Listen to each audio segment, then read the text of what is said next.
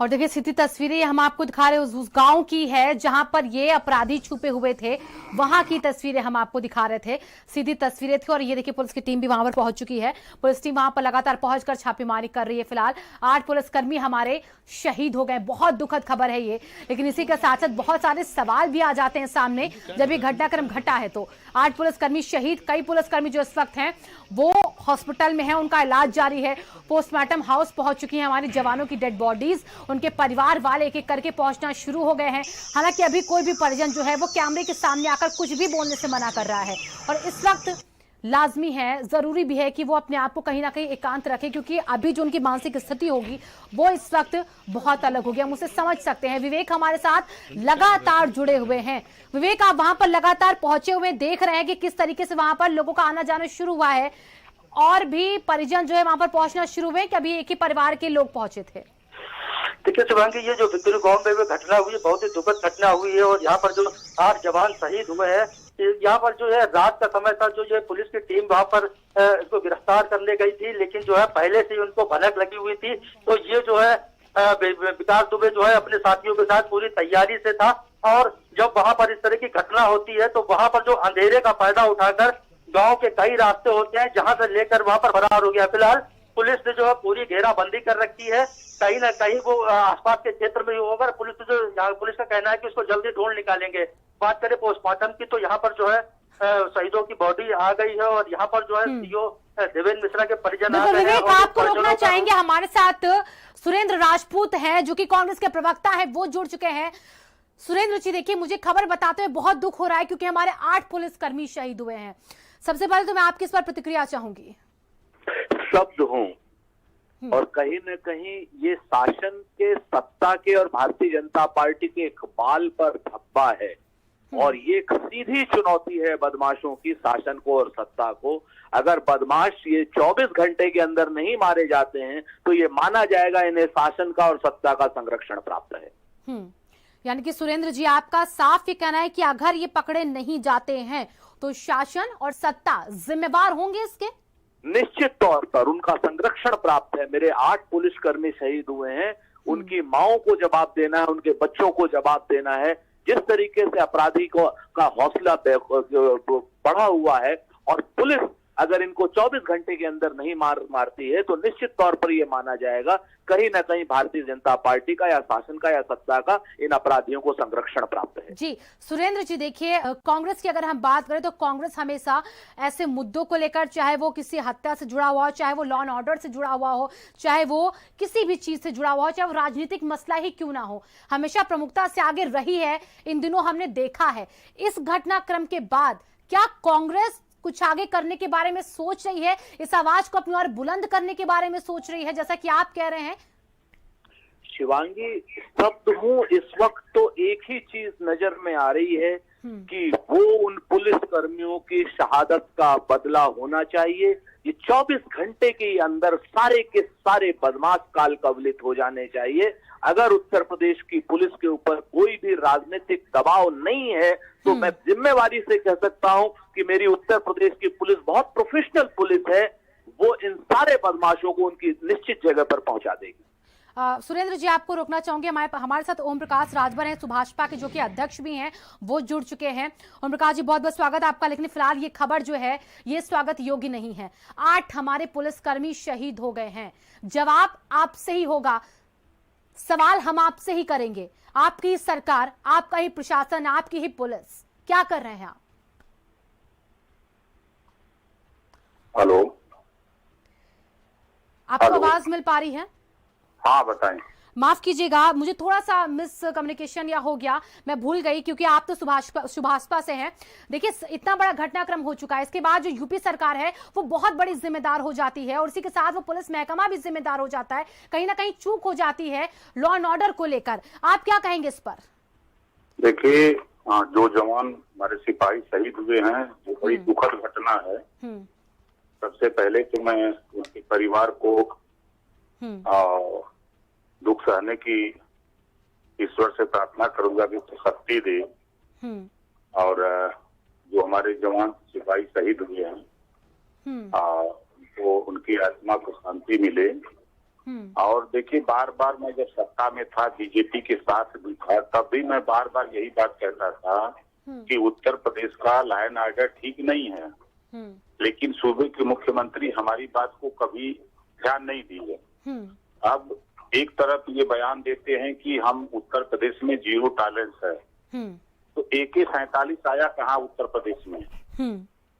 उत्तर प्रदेश में AK-47 उस अपराधी के पास आया कैसे? ये सरकार क्या कर रही है? ये सरकार का ध्यान सिर्फ हिंदू मुसलमान करने में लगे है। हमारे चीन के सीमा पर भी आपने देखा कि 20 जवान शहीद हो गए। देश की सरकार एकदम आज तक मौन बनी हुई है। आज जो जवान कानपुर में जिस तरह की घटना हुई है, ये बहुत दुखद घटना है। ये सरकार को इससे सीख लेनी चाहिए कि हमारे प्रदेश की, खासतौर से सूबे के मुख्यमंत्री को इस बात से सीख लेनी चाहिए कि हमारे प्रदेश की हालत ठीक नहीं है और इसमें हमको कड़ाई से जो लॉ एंड ऑर्डर है उसको पालन करना चाहिए। जब पुलिस सुरक्षित नहीं है तो आम आदमी की क्या स्थिति हो रही है, इसके सबक मुख्यमंत्री जी को लेना चाहिए। इस बात को मैं बार बार कहता हूँ, बार बार प्रयास करता हूँ कि आज प्रदेश की हालत, पूरे प्रदेश में गुंडा राज और माफिया राज हो गया है। इसको आप रोको, लेकिन उनका ध्यान नहीं है। अब कानपुर की घटना से अगर वो सीख नहीं लिए तो ये समझ लीजिए कि पूरा उत्तर प्रदेश जंगल राज हो चुका है। अब इसको ये रोक नहीं पाएंगे। जी ओम प्रकाश जी, देखिए आप समझते हैं यूपी की राजनीति को भी और आप नेशनल लेवल पर भी देखते हैं कैसे बीजेपी काम करती है और कैसे सरकारें काम करती हैं। आपको क्या लगता है कि सीएम ने ढील दिखाई है? क्या पुलिस प्रशासन की ढील रही है?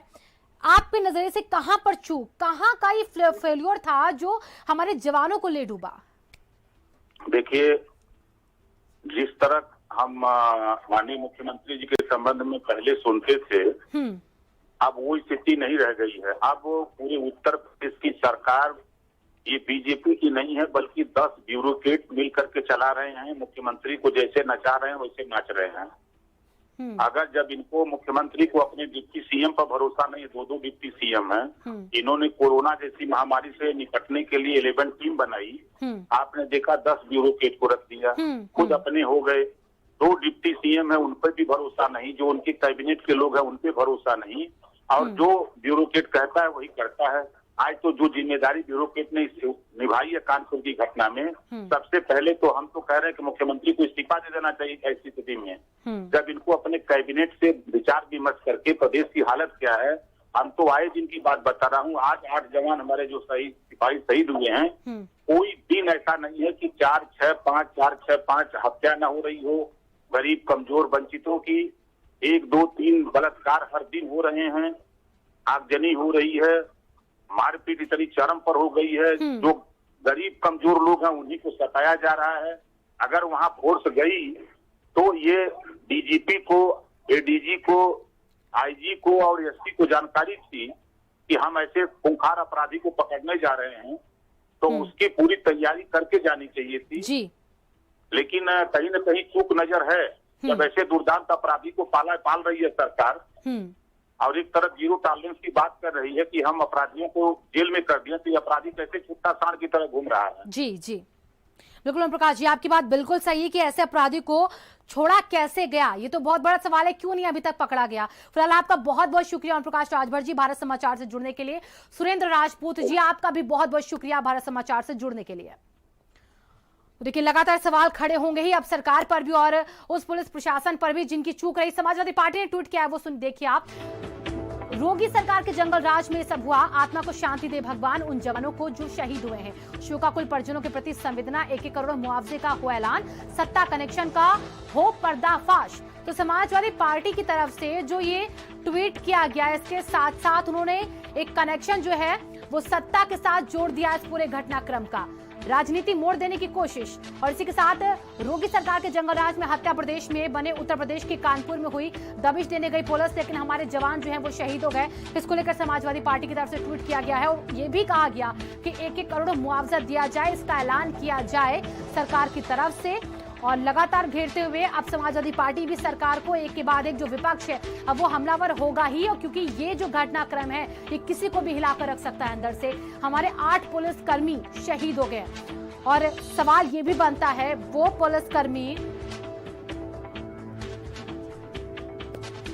अजय लल्लू हमारे साथ जुड़ चुके हैं, कांग्रेस के यूपी के प्रदेश अध्यक्ष हैं। अजय लल्लू जी, हमने आपका ट्वीट भी देखा था, आपने संवेदना भी इसको लेकर व्यक्त की थी और अभी हम आपसे सुनना चाहेंगे आप कहां पर चूक देख पा रहे हैं, कैसे घटनाक्रम हो जाता है, क्या कहेंगे आप इस पर? देखिए, सबसे पहले तो उन तमाम शहीद जवानों को मेरी श्रद्धा सुमन अर्पित है। ईश्वर उनकी आत्मा को शांति दे जी। निश्चित रूप से उत्तर प्रदेश में जंगल राज है और जिस तरह अपराधियों का मनोबल बढ़ा है, उत्तर प्रदेश अपराधियों का चारागाह बनता जा रहा है, कहीं ना कहीं सरकार पर एक बड़ा सवाल है। मुख्यमंत्री जी बार बार इस बात को कहते हैं कि या तो अपराधी जेल में है, नहीं तो उत्तर प्रदेश छोड़ के भाग चुका है। तो ये कौन लोग हैं जो इस तरह की घटना को अंजाम दे रहे हैं? आपको याद होगा इंस्पेक्टर सुबोध की भीड़ ने हत्या की थी और भीड़ के हत्यारे जब जेल से छूट के आते हैं तो इसी सरकार के लोग उसको माला पहनाकर कंधे पर बैठाकर घुमाने का काम करते हैं। ये अपराधियों का मनोबल बढ़ाना नहीं तो और क्या है जी। रोज की घटना है, लूट, हत्या, डकैती, महिलाओं के साथ घटनाएं, यही उत्तर प्रदेश की पहचान बन चुकी है। कमजोरों पर मुकदमा दर्ज करो, जो सरकार के खिलाफ बोलेगा उसके खिलाफ मुकदमा दर्ज करो और जिस तरह अपराधी बेखौफ होकर अपराधियों को जिस तरह यह सरकार संरक्षण देते जा रही है, कहीं ना कहीं उत्तर प्रदेश पूरी तरह जंगल राज में तब्दील हो चुका है। जी अजय कुमार लल्लू जी, क्या कांग्रेस की तरफ से आवाज बुलंद की जाएगी आप इसके बाद भी, हम समझे ऐसा? बिल्कुल बिल्कुल। पिछले समयों में भी हम लोगों ने कानून व्यवस्था के सवाल पर उत्तर प्रदेश सरकार से लगातार सड़कों पर संघर्ष किया है और इन हमारे जो जवान हमारे शहीद हुए हैं, इनका शहीद व्यर्थ नहीं जाएगा। इस सरकार को जवाब देना पड़ेगा, जवाब देना पड़ेगा। कांग्रेस पार्टी सड़कों पर उन लोगों के लिए आंदोलन करेगी